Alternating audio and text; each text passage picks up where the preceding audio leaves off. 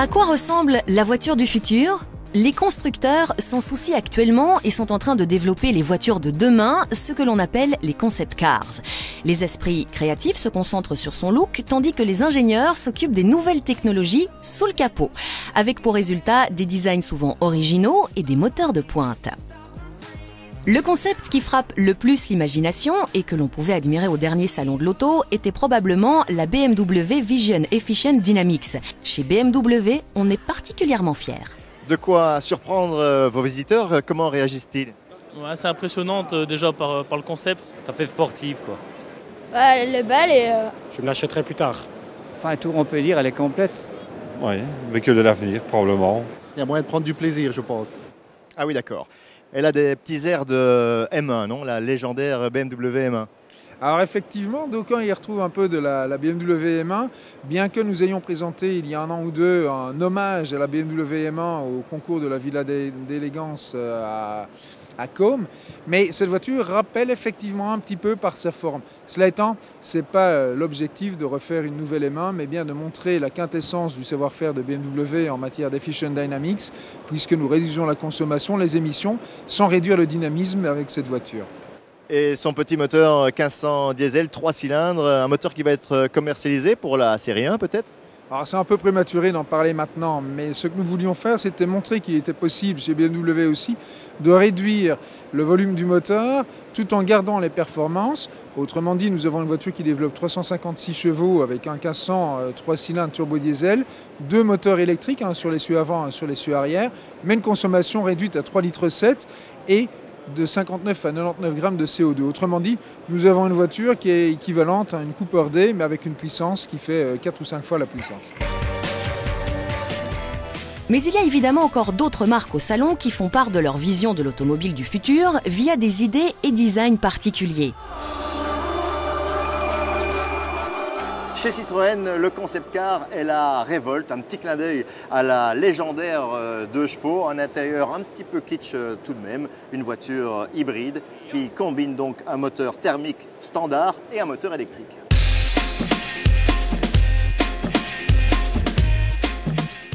Chez Mazda, ce prototype MX-5 Superlight nous interpelle, une voiture qui s'inscrit parfaitement dans la philosophie du constructeur japonais en guerre contre le poids.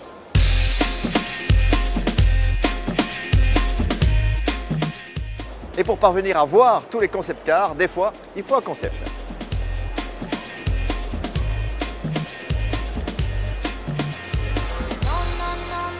Mini expose 2 prototypes ici au salon et disponible dès 2011, ce coupé et un roadster strict 2 places, tous deux équipés du moteur John Cooper Works. On constate aussi qu'il y a beaucoup de concept cars compacts. C'est notamment dû à la petite taille des électromoteurs, qui laissent plus de liberté aux designers. La Renault Zoe ZE de Zero Emissions est l'un de ces prototypes compacts qui offre le plus de place pour 4 personnes. Mais il y a encore plus petit. Chez Peugeot, par exemple, avec cette BB1, une citadine électrique encore plus compacte qu'une Smart. Mais comment fait-on pour caser 4 personnes dans une voiture d'à peine 2,50 m de long? Et ne me dites pas de devant et de derrière. Eh bien effectivement Didier, BB1 c'est 2,50 m de long, 2 moteurs logés dans les roues arrière. Ce sont des moteurs qui ont été développés en partenariat avec Michelin.